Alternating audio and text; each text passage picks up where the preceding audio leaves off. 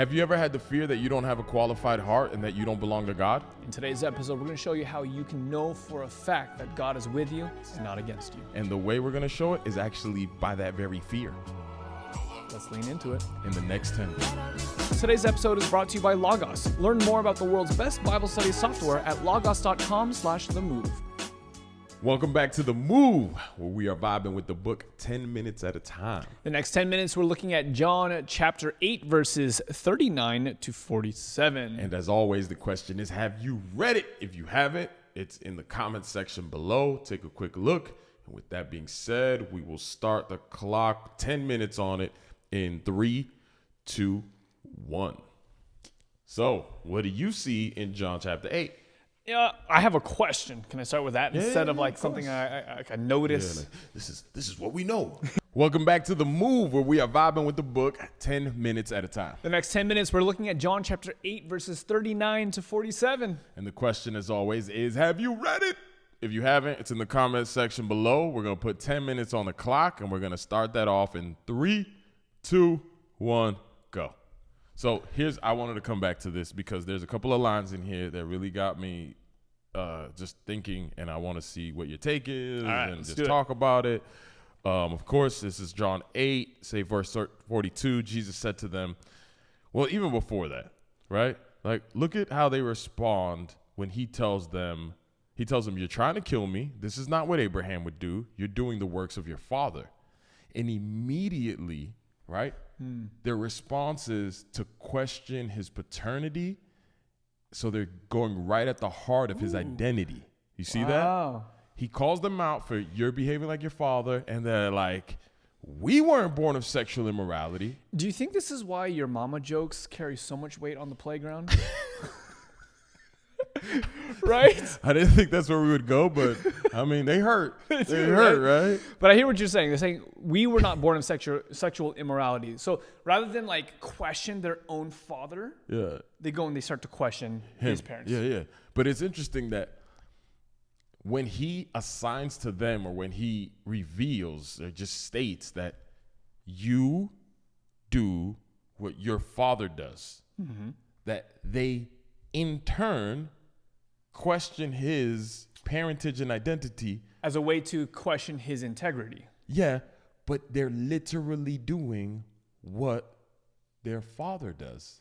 Which, think about, this is where I'm going. Okay, go ahead. Think about the temptations in the wilderness. If you are the Son of God. You see what I'm saying? Yeah.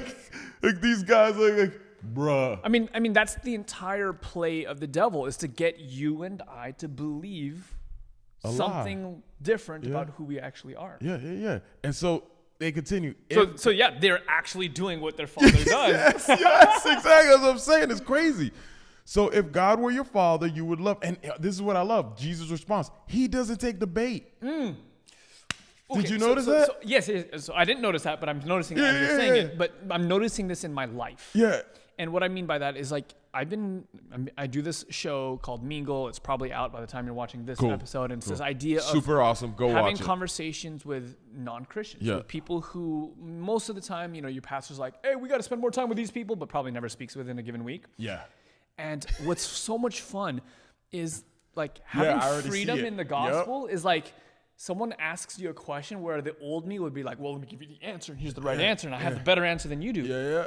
And I'm realizing more and more that that's not the strategy. The strategy is actually like, oh, that's a good question. How do you answer that? Yep. Like, and to flip it back, like, don't take the bait, but to put the question back to that person. And they're not like one thing is not to feel it. Another thing is to feel it and just not identify with it. Right? And that's one of the things that we've learned about gospel is that our feelings are not Lord. Yeah. So just because Jesus has freed us doesn't mean that we don't feel irritated. It's just that when I feel it, I don't identify with it so that I then don't do what my body is asking me to hear. Right. I'm free from it, so I'm not enslaved to it. Therefore, I can feel the emotion and say, no, I'm good. Yeah. And this idea that the body's actually trying to talk to me and tell me be irritated. But my father says something else. So who do I listen to? Body or Father. And if I live through spirit, I'm in communion with Father. So Jesus just sidesteps, or doesn't it not sidestep, he just keeps being who he is, right? If God were your Father, you would love me, for I come from God and I'm here. I come not of my own accord, but he sent me. Why don't you understand this, what I'm saying? It's because you, and this line right here, it is because, it's rhetorical. It's like, why don't you guys understand this? Let me tell you why. It's because you cannot bear to hear my word. You ever been like, I remember those times where somebody's preaching truth. And you got to run. Yeah, and it hurts. Yeah. Like there's an actual physical experience that takes place. Again, and this is between you and me, in the body. Yeah. It's crazy. Yeah. Because then the body is trying to trap, say, this is, as it's hearing, it's almost like, I don't know, man. I almost think of like Venom. You know Venom? Yeah. Spider-Man, Venom. Spider-Man and Venom. And you know, it wasn't there like a certain frequency that Venom couldn't hear and he would extract himself from, was it Eddie Brock? Yeah. That was like, as soon as it, and it's almost like that when the word of God does that to the venom inside of us. Yeah. And I promise you, I read that in the book, not in Marvel. It's Hebrews chapter 4, verse 12. For the word of God is sharper than a two-edged sword, dividing between, right, soul, spirit, the body, right? Yeah. And so when the word of God's speaking, he says you can't bear to hear it. Like you literally can't bear to hear because you are of your father, the devil. And then look at this. Your will is to do your father's desires. That's another one of those prophecy statements. What dude. in the world? That's another one of those prophecy ones. You want to do what your father wants you to do. You want to do what your father wants you to do because that which you hear is that which you do. Mm-hmm. And it's crazy how the enemy will leverage God revealing truth, and he whispers it and reframes it in condemnation so that what we hear is a pain and a hurt that doesn't allow us to hear truth, but that's actually the work of the enemy at play within us. Yeah. And I'm just dancing around this idea that the will, your will is to do your father's desires so that what he desires actually comes out in suggestions and in impressions, and then somehow our will is given over to it, right? And I don't know how to navigate that quite yet, but there's something powerful there about the relationship between what we choose and what we've heard. Yeah.